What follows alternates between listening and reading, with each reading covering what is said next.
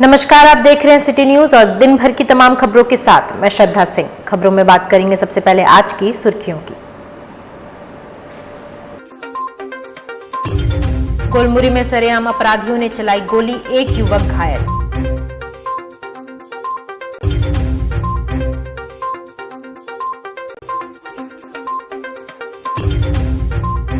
अवैध गांजा के साथ 3 लोग गिरफ्तार, एक देसी कट्टा भी बरामद।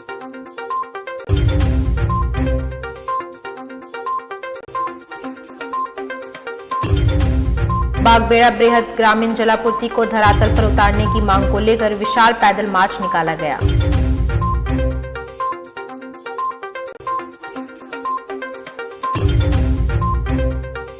और चाईबासा पुलिस ने भाकपा माओवादी संगठन के 6 नक्सलियों को किया गिरफ्तार।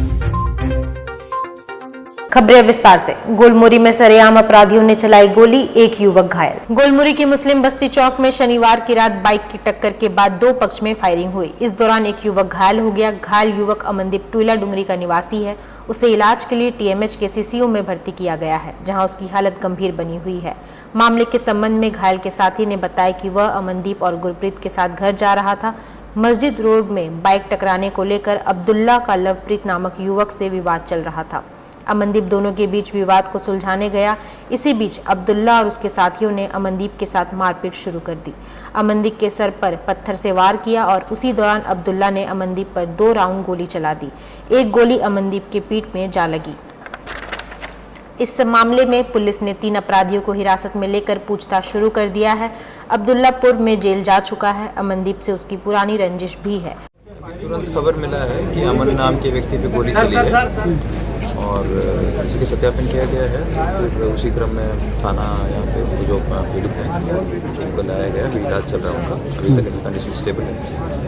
और कौन कौन गोली चला है इस पर भी जांच किया जा रहा है और जैसे ही क्लियर होगा तो हम आगे का बताया जाएगा। कितनी गोली लगी है, क्या स्थिति है? अभी इनको 1 गोली लगी है। बाकी डॉक्टर अभी बता रहे हैं, कंडीशन पे अभी कमेंट नहीं कर सकते। अभी के लिए स्टेबल है, लेकिन 24 घंटे के बाद ही पूरा बता पाएंगे। ये बताएं कारण पता चल पाया? कारण अभी अनुसंधान अंतर्गत है। जैसे कारण क्लियर होगा तभी बताएंगे। तो बाकी जैसे क्लियर हो जाएगा फिर आपको बुला के पता चल जाएगा। घटनास्थल से क्या क्या बरामद हुआ है? अभी कुछ बरामद नहीं हुआ। जब इन्वेस्टिगेशन के अंतर्गत है, अभी रिवील नहीं करेंगे। इन्वेस्टिगेशन का वेट करेंगे। चक्रधरपुर पुलिस ने अवैध गांजा के साथ 3 लोगों को किया गिरफ्तार, एक देसी कट्टा भी बरामद। वहीं इसकी जानकारी एसडीपीओ ने प्रेस कॉन्फ्रेंस कर पत्रकारों को जानकारी दिया। वहीं उनके पास से करीब 1,70,000 नगद और एक देसी कट्टा और 1 किलो 8 ग्राम गांजा भी बरामद किया गया है।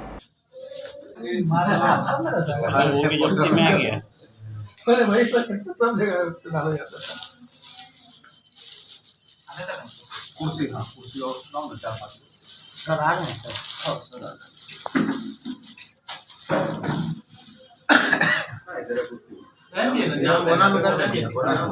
क्या मामला है सर? दिनांक 25/2/2023 को पुलिस अधीक्षक चाईबासा के माध्यम से हमें एक गुप्त सूचना प्राप्त हुई कि चक्रधरपुर शहर के अंतर्गत कुछ स्थानों पर अवैध गांजा की बिक्री धड़ल्ले से हो रही है। जब ये सूचना हमें प्राप्त हुई, तुरंत एक टीम का गठन करके, जिसमें मेरे साथ थाना प्रभारी चक्रधरपुर, थाना के कई पदाधिकारी तथा थाना का सशस्त्र बल छापेमारी के लिए प्रस्थान किया। छापेमारी के क्रम में एक घर से कुछ अवैध गांजा हमें बरामद हुआ। अवैध गांजा बरामद होने के पश्चात उसके आसपास के एरिया में फिर सर्च किया गया, जिसमें दूसरे घर से भी अवैध गांजा हमें बरामद हुआ और दूसरे घर से हमें अवैध गांजे के साथ साथ एक देसी कट्टा भी बरामद हुआ। जो देसी कट्टा बरामद हुआ तो उस अभियुक्त का जो है, जिसके घर से देसी कट्टा बरामद हुआ है, उसका आपराधिक इतिहास रहा है। वो पहले भी चोरी की घटनाओं में शामिल रहा है। जब इनको गिरफ्तार करके थाना लाया गया, थाने में पूछताछ के दौरान इस अभियुक्त ने बताया कि ये अभियुक्त कुछ गांजे के साथ साथ कुछ ऐसे जो वो हैं मादक द्रव्य हैं, जैसे कि ब्राउन शुगर जो कि हमारे चक्रधरपुर में अभी शुरू हुआ है जैसा लग रहा है। तो ये लोग ब्राउन शुगर और गांजा दोनों चीज एक साथ बेच रहे थे, जिसके कारण इनके द्वारा यहाँ पे जो गांजा बेचा गया है, ब्राउन शुगर बेचा गया, उसमें जो इनकी काली कमाई हुई उसका कुछ पैसा इन्होंने घर के आसपास छुपा के रखा हुआ था। अभियुक्त की निशानदेही पर इनके घर के पास से करीब 1,70,000 रुपये एक बक्सा में बरामद हुआ है, जिसको पुलिस ने, क्योंकि ये जो पैसा है एक अवैध व्यापार के थ्रू इन्होंने कमाया हुआ है, जिसको कि विधिवत जब्ती सूची बनाकर जब्त किया गया है। इन लोगों के कन्फेशन के आधार पर जब पूछा गया कि कट्टा किसका है, देसी कट्टा जो बरामद हुआ है, तो इन्होंने एक तीसरे अभियुक्त जिसका कि नाम सागर राम है उसका नाम बताया। छापामारी कर उसी शाम को इस अभियुक्त की भी गिरफ्तारी की है। तीनों लोगों ने अपनी घटनाओं में अपनी जो संलिप्तता है वो स्वीकार की है। इन लोगों के द्वारा कुछ अन्य लोगों के नाम भी बताए गए हैं जो कि इस अवैध व्यापार में शामिल हैं, जो कि ये लोग जो अवैध गांजा और ब्राउन शुगर बेचने का काम करते हैं। इनकी गिरफ्तारी के बाद में शहर में और जो भी लोग हैं जो कि इस व्यापार में शामिल हैं उनके विरुद्ध भी छापामारी जारी रहेगी। इसके लिए पुलिस हमारी लगातार छापेमारी कर रही है और सूचना एकत्रित कर रही है। सर गांजा कहाँ से लोग ला रहे हैं उसको बताया? गांजे का इनका सोर्स जो है मेनली राउरकेला या उड़ीसा जो है, उड़ीसा में और भी जगह है राउरकेला के अलावा जिनके माध्यम से ये लोग लाते हैं। उन लोगों का भी नाम इन लोगों ने बताया है। और ये कितने दिनों से इस कारोबार में शामिल है सर? कारोबार में शामिल ये लोग कई दिनों से हैं, मतलब कि कभी पहले गांजा बेचते थे, अभी इनका नया एक धंधा शुरू हुआ है जो ब्राउन शुगर बेचने का काम करते हैं। ब्राउन शुगर जो है मोस्टली आदित्यपुर से ये लोग खरीद के लाते हैं। आदित्यपुर में कोई बस्ती है जिनका नाम बताया, कुछ लोगों का भी नाम बताया जो कि। और अधर में लटके बागबेड़ा बृहद ग्रामीण जलापूर्ति को धरातल पर उतारने की मांग को लेकर बागबेड़ा के वासियों ने बागबेड़ा स्थित लाल बिल्डिंग दुर्गा पूजा मैदान से स्टेशन चौक तक घर के बर्तनों के साथ विशाल पैदल मार्च निकाला। यह पैदल मार्च स्टेशन चौक पहुंचकर संपन्न हुआ। बता दें कि बागबेड़ा बृहद ग्रामीण जलापूर्ति योजना की नींव 2015 में तत्कालीन मुख्यमंत्री रघुवर दास ने रखी थी, जहां 3 वर्ष योजना के तहत कार्य हुए और 3 वर्ष कार्य पूरे होने के बाद निर्माण का कार्य अधर में लटक गया। पंचायत प्रतिनिधियों एवं क्षेत्र के ग्रामीणों ने कई बार आंदोलन का रूप अख्तियार किया और सरकार का इस ओर ध्यान आकर्षित कराया, पर निष्कर्ष शून्य ही नजर आ रहा है। पूर्व की एजेंसी ILFS को 237 करोड़ की योजना में 211 करोड़ रुपए भुगतान किया जा चुका था, बावजूद एजेंसी द्वारा कार्य नहीं किया गया, जिसे सरकार द्वारा ब्लैक लिस्टेड कर दिया गया। पुनः इस कार्य को नई एजेंसी को दे दी गई, जिसके लिए 57 करोड़ का टेंडर भी हो चुका है। बावजूद इसके कार्य अधर में लटका हुआ है, जो विभाग की सुस्त कार्यशैली को दर्शाता है। क्षेत्र की बात करें तो गर्मी का मौसम आ चुका है, पानी का जल स्तर काफी नीचे जा चुका है। क्षेत्र के लोग बूंद बूंद पानी को तरस रहे हैं। लगभग 3 लाख की आबादी इस योजना के धरातल में नहीं उतरने से प्रभावित है। थक हार कर पुनः बस्ती वासियों ने प्रशासन और सरकार का ध्यान आकर्षित करने के उद्देश्य से लाल बिल्डिंग दुर्गा पूजा मैदान से एक विशाल पैदल मार्च निकाला, जिसमें महिला, पुरुष, बच्चे सभी हाथों में बाल्टी बर्तन लेकर इस पैदल मार्च में शामिल हुए। साथ ही मांग जल्द से जल्द पूरा नहीं होने पर एक बड़ा आंदोलन की चेतावनी दी।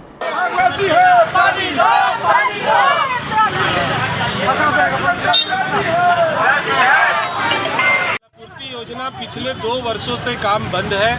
पुराने एजेंसी को ब्लैकलिस्टेड करके हटा दिया गया, नया एजेंसी नियुक्त किया गया है।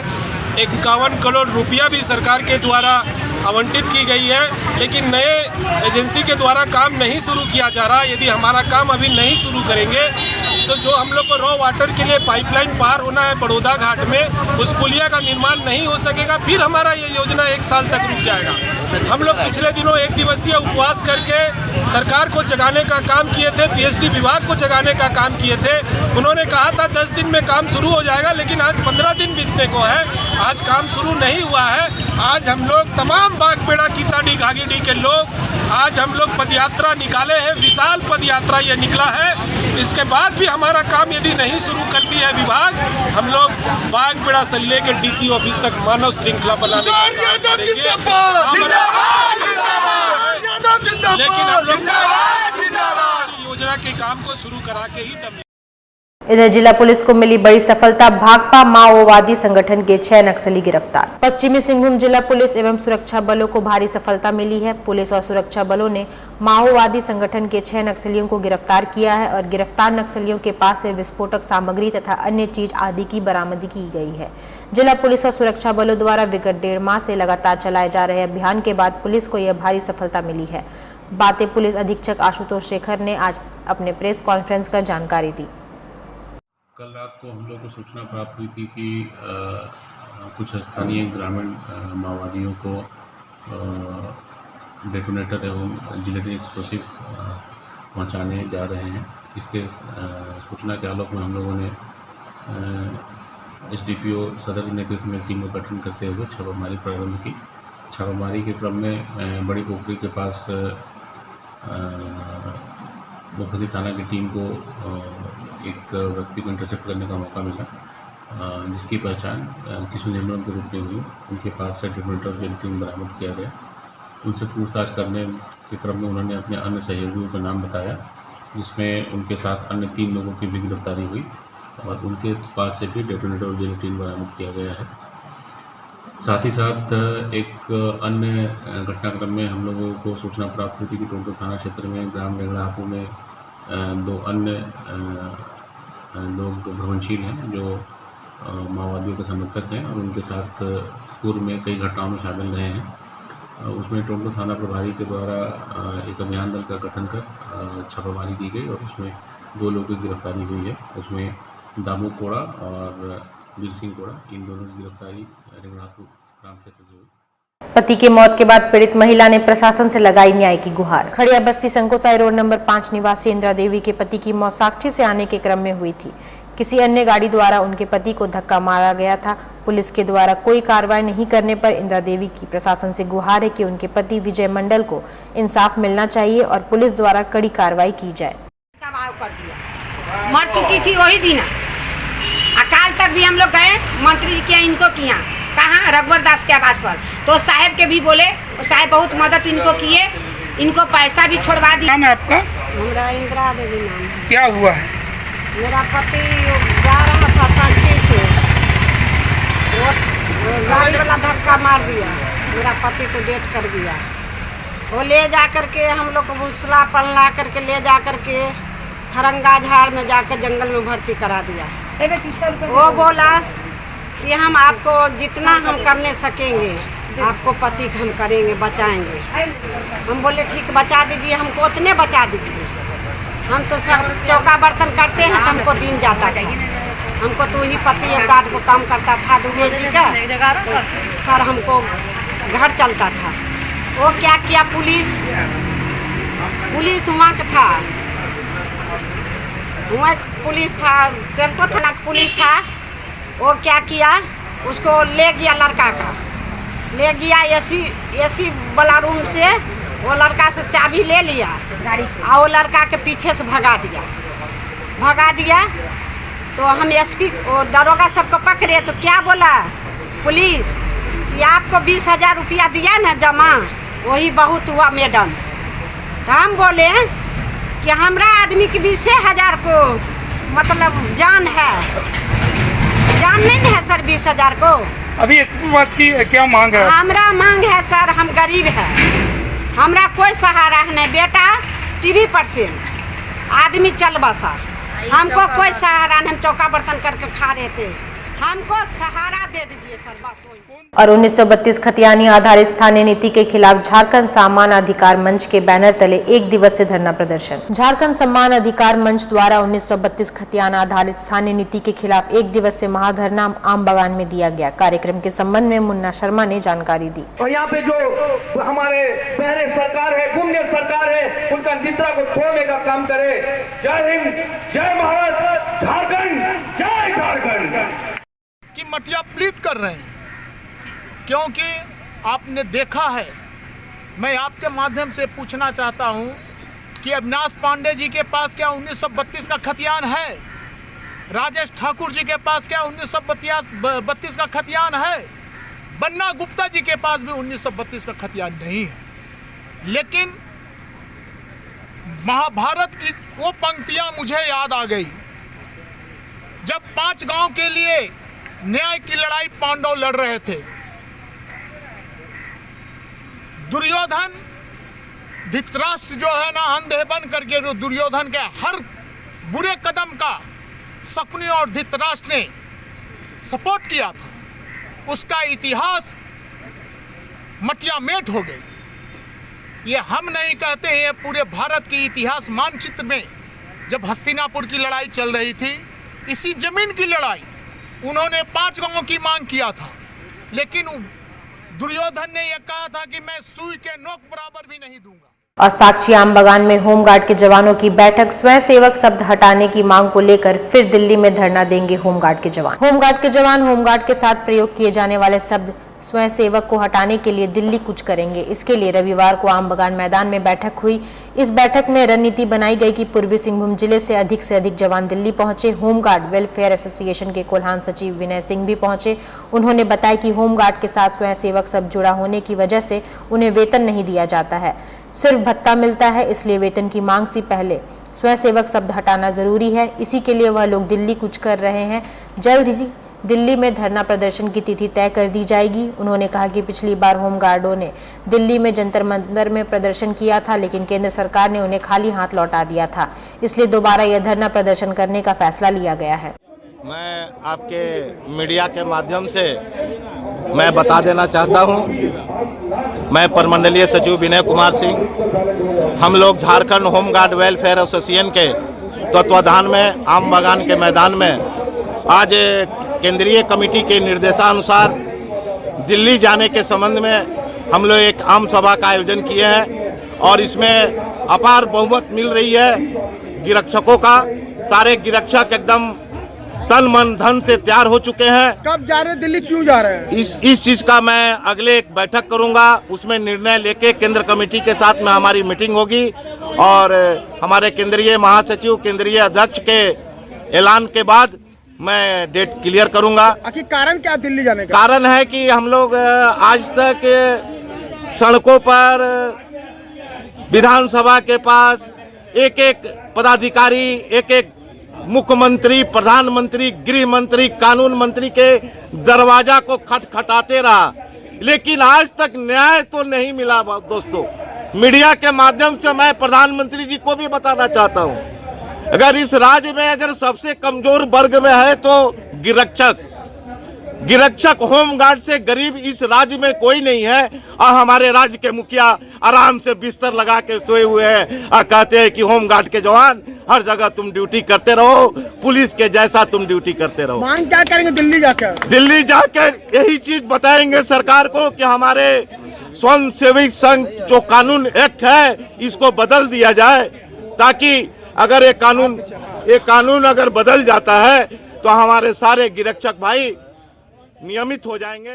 और इधर मानगो बस स्टैंड में चोरों के आतंक से परेशान है बस संचालक, आंदोलन करने को है विवश। आए दिन मानगो बस स्टैंड में चोरों के आतंक से लोग परेशान हैं। चोरी की घटनाओं से परेशान बस संचालक आंदोलन करने को विवश है। प्रशासन भी इन घटनाओं पर अंकुश लगाने में विफल साबित हो रही है। बस संचालक प्रफुल्लो पांडे का कहना है कि जब लोग पार्किंग शुल्क देते हैं तो प्रशासन की भी जिम्मेवारी बनती है कि उन्हें सुरक्षा प्रदान की जाए, मगर प्रशासन अब तक चोरों पर अंकुश नहीं लगा पाई है। में चोरों की आतंक इतना बढ़ चुका है जो हम लोग को बिजनेस करना दुभर हो गया है। उसी पर हम लोग आवाज़ उठाए हैं। प्रशासनिक स्तर से अभी तक कोई पहल नहीं हो रहा है और ये जीवन और मौत की जैसी स्थिति आ गया है, इसलिए हम लोग आंदोलन पर उतर रहे हैं। और आंदोलन मेरा यही रहेगा कि पार्किंग शुल्क जो देते हैं उसको पहले बंद करेंगे, कारण शुल्क लेने वाले अधिकारी को कुछ तो दायित्व होता है कि हम लोग रोज गाड़ियों को बुकिंग करते हैं, कल भागलपुर जाएगा, धनबाद जाएगा, दुमका जाएगा, सुबह देखते हैं उसमें गाड़ी का एक तार ही नहीं बचा हुआ है, गाड़ी का डीजल ही नहीं बचा हुआ है। चोर की आतंक इतना बढ़ा हुआ है, अगर इस पर अंकुश नहीं लगाया गया, अगर इसका कोई वैकल्पिक व्यवस्था नहीं किया गया तो हम लोग आंदोलन करने के लिए विवश है। और पार्किंग जब शुल्क देते हैं तो उसकी भी कुछ जिम्मेवारी बनती है। और इन चोरों को बारे में जहाँ तक हमको पता है कि स्टाफ को जब हम लोग इस बारे में जब उनसे चार्ज करते हैं, जो तुम लोग रात को जगते क्यों नहीं हो, देखते क्यों नहीं हो, तो पता चलता है वो चोर लोग नशा में आते हैं और उनके पास अस्त्र रहता है और उन अस्त्रों के भय से हम लोग कुछ कर नहीं पाते हैं। तो इन लोग को रोज रोज जो हम लोग मालिक लोग चार्ज करते हैं ऑटोमेटिक है कि अब स्टाफ लोग भी अपना कुछ अपना बचाव के लिए डंडा हाथ में कुछ डंडा रड वगैरह रखेगा। ये तो जीवन और मौत का सवाल हो गया। ऐसा नहीं लग रहा है कि आज गाड़ी का नुकसान हो रहा है तो किसी का जान का भी नुकसान हो सकता है, इस तरह का भय है? तो गाड़ियों और क्षति नुकसान हो रहा है, अब जान जाएगा। वक्त हो चला है अब एक छोटे से ब्रेक का। ब्रेक के बाद खबरें और भी है, तब तक के लिए देखते रहिए सिटी न्यूज़। हर एक इंसान का ये अधिकार है, वो पढ़ा लिखा हो या अनपढ़, वह भी एक कामयाब जिंदगी गुजारे। तो फिर आप क्यों नहीं? हम आपको काम सिखाकर नौकरी के लायक बनाएंगे। Rabia technical institute and placements council, यहां काम सिखाने की 100% गारंटी दी जाती है। Instrument technician, QC quality control inspector, electrical technician, house and plant CCTV camera and fire alarm. TIG and arc welding, high pressure, X-ray quality 6G position, fire and safety engineering,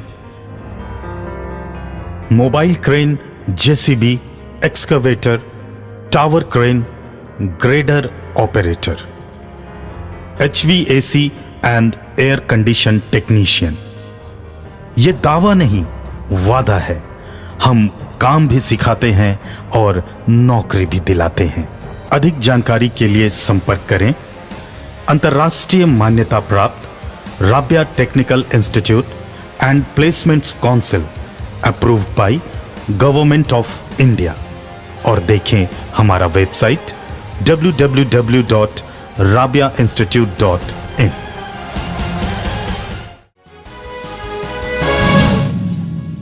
break के बाद एक बार फिर से मैं श्रद्धा सिंह आप सभी का स्वागत करती हूं। साक्षी स्थित आम बागान में सैक आरिफ नामक युवक का मकान संख्या 156B का ताला कुछ अज्ञात लोगों द्वारा तोड़ा गया। पुलिस ने मामले को शांत कराया। सैक आरिफ का कहना है कि उनका प्रॉपर्टी जो कि आम बागान साक्षी में है, मकान नंबर 156B, उसका ताला कुछ अज्ञात लोगों के द्वारा तोड़ा गया है। मकान का विवाद पहले से ही हाई कोर्ट और न्यायालय में चल रहा है। विवाद अब्दुल रिहान और उसके बेटे वसीम मलिक से चल रहा है। अब्दुल का कहना है कि उसके मकान किसी श्रीवास्तव को बेच दिया गया है। बिना सैक आरिफ और स्थानीय पुलिस को सूचना दिए श्रीवास्तव ने 40 से 50 युवकों के साथ मकान का ताला तोड़ा और घर को खाली कराना शुरू कर दिया। घर से एसी, बाइक, गैस चूल्हा और अन्य घर के सामान गायब है। मौके पर पुलिस पहुंची और माहौल को शांत कराया गया। तो माहौल शांत है। अभी सूचना मिला था कि एक अज्ञात व्यक्ति द्वारा घर का दरवाजा तोड़ के अंदर तो अभी यहाँ का माहौल कैसा रहा? तो अभी एक व्यक्ति को ले जा रहे हैं, वही लोग खोला था क्या ताला? वो लोग खोला था। अभी तो बताया कि हमने किसी के आदेश पे आए थे, खोल के रह रहे थे। तो अभी बंद है, सब शांत है, माहौल सब शांत है, कोई दिक्कत नहीं। आरिफ जी, क्या है पूरा मामला आज? 13 ताला तोड़ा गया 156B आम बागान में मेरे प्रॉपर्टी का, जिसका विवाद चल रहा है हाईकोर्ट में और न्यायालय में। यहाँ भी किससे चल रहा है विवाद? विवाद मालिक मकान से है और एक आदमी और जो है इसमें कोई वसीम रजा है और उसके फादर हैं मालिक, मकान मालिक अब्दुल रहीम खान। मकान मालिक ये लोग बोलता है कि हम परचेज कर लिए हैं। मकान मालिक कौन? मकान मालिक मर गया। अच्छा, कौन बोल रहा परचेज कर लिए हैं? ये अब्दुल रहीम और उसका लड़का। अच्छा, आज क्या उसने किसी को दिया है, कोई श्रीवास्तव सम है जो 40-50 आदमी ले आके कल इन लोग ताला तोड़ा है। और चूँकि मैं जमशेदपुर से बाहर था, इसलिए जब आया तो आज पता चला, शाम को गया तो देखा मेरे घर का सारा गद्दा, चादर, तकिया, पलंग, 2 गैस चूल्हा, एक बाइक, एक एसी, सारा चीज़ गायब है। सब गायब है। और एक लड़का, और जब गए तो क्या देखे आप? वो लड़का काम करवा रहा था। क्या चीज़ का? वो इलेक्ट्रिसिटी का। अच्छा, फिर उसको आप लोगों ने थाना को हमने थाना प्रभारी को फ़ोन किया, थाना प्रभारी फोर्स भेजे, उसके बाद वहाँ हम अपना ताला मारे।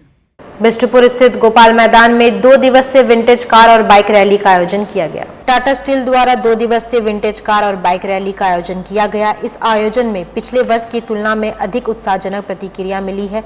पिछले साल प्रतिभागी केवल जमशेदपुर, रांची और चाईबासा से थे, लेकिन इस साल पश्चिम बंगाल और उड़ीसा से भी प्रतिभागियों ने हिस्सा लिया है।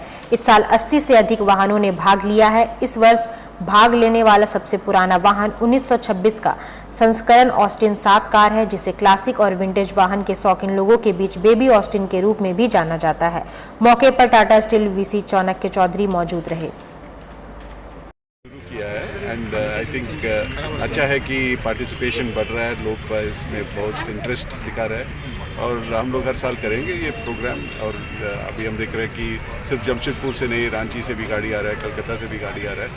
तो उम्मीद है कि आने वाले दिनों में ब्रिटिश में गाड़ी है जो 4 सिलेंडर की है, 7 हॉर्स पावर की है। और उस टाइम में वाटर पंप डेवलप नहीं हुआ था, पानी इसमें सर्कुलेट नहीं करता है। इसका फैन बेल्ट जो है कपड़े का है, इसकी ब्रेक जो है तार के ऊपर है, हाइड्रोलिक ब्रेक नहीं है आज के समान, मैकेनिकल ब्रेक है।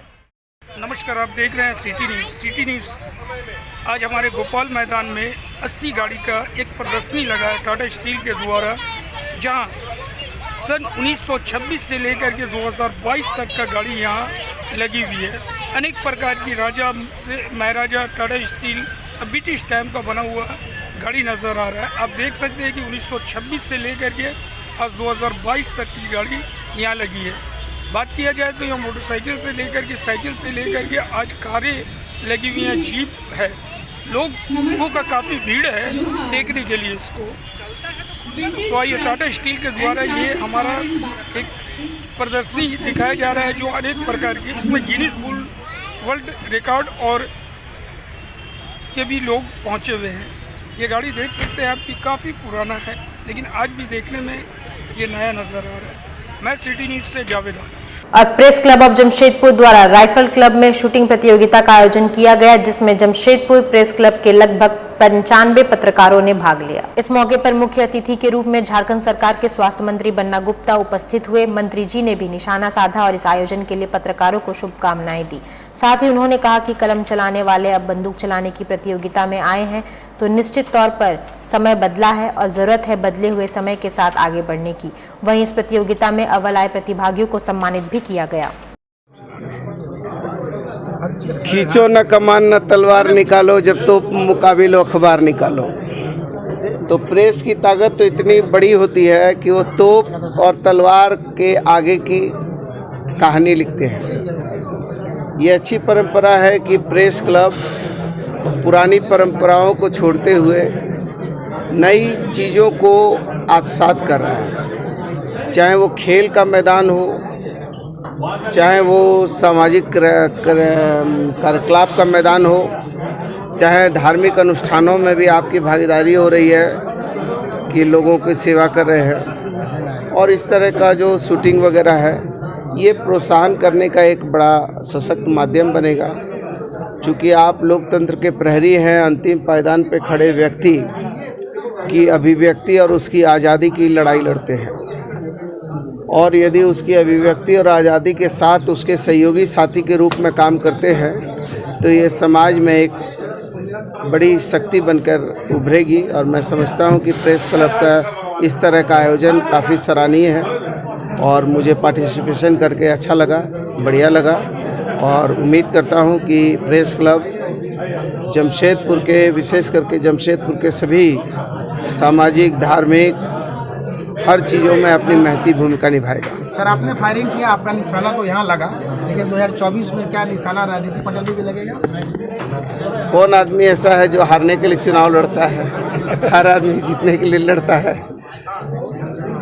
तो हम भी जीतने के लिए लड़ेंगे। जनता मालिक है, जनता तय करेगी।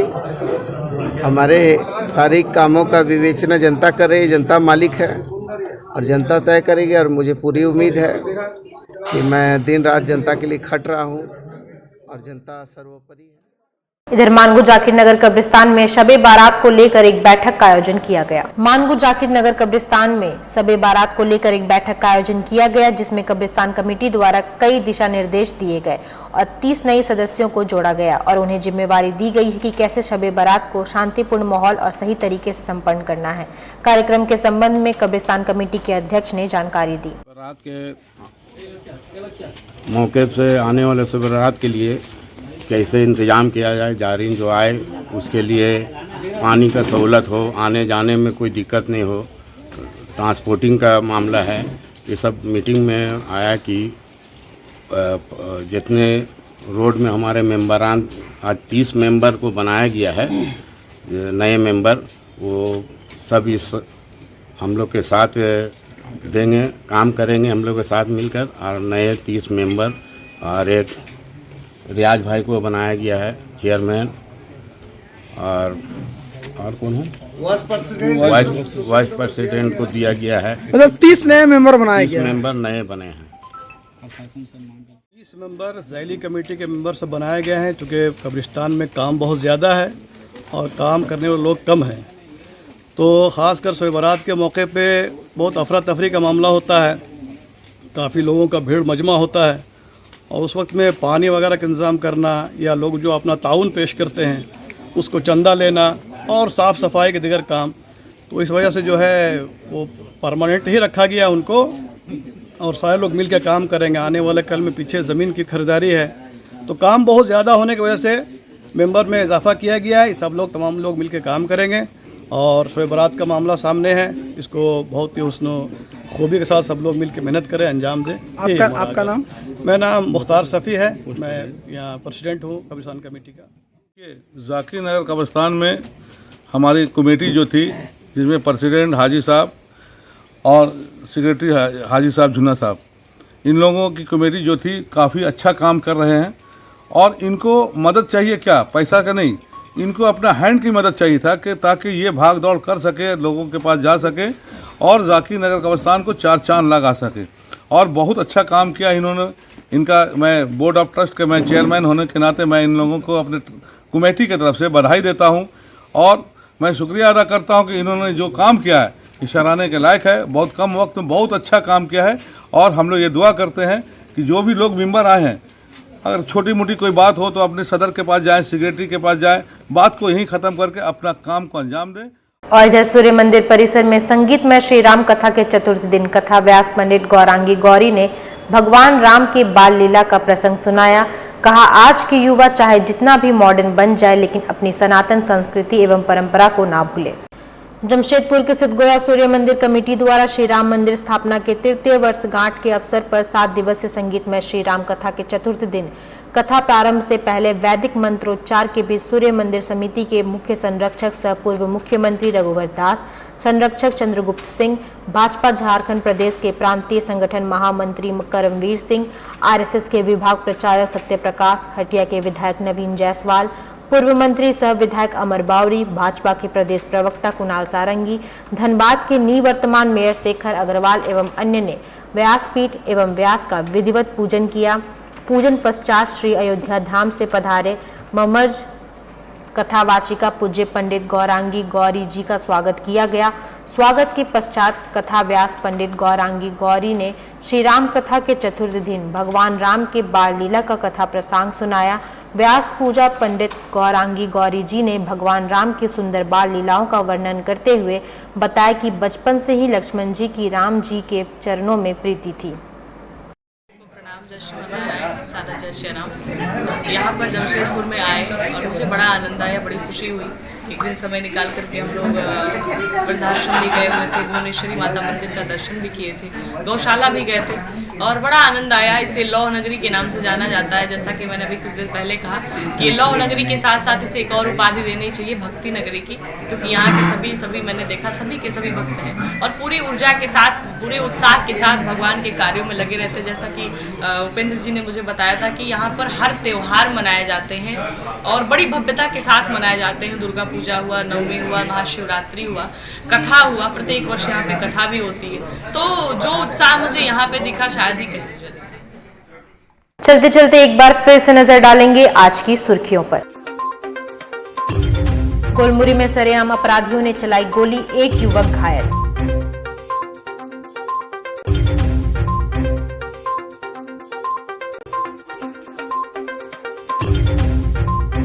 अवैध गांजा के साथ 3 लोग गिरफ्तार, एक देसी कट्टा भी बरामद।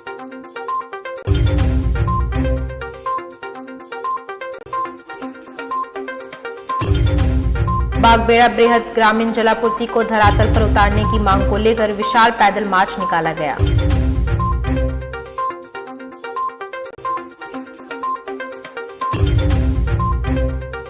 और चाईबासा पुलिस ने भाकपा माओवादी संगठन के 6 नक्सलियों को किया गिरफ्तार। और आज के लिए बस इतना ही। कल फिर मिलेंगे कुछ नई खबरों के साथ। तब तक के लिए दीजिए सिटी न्यूज की पूरी टीम को इजाजत। नमस्कार।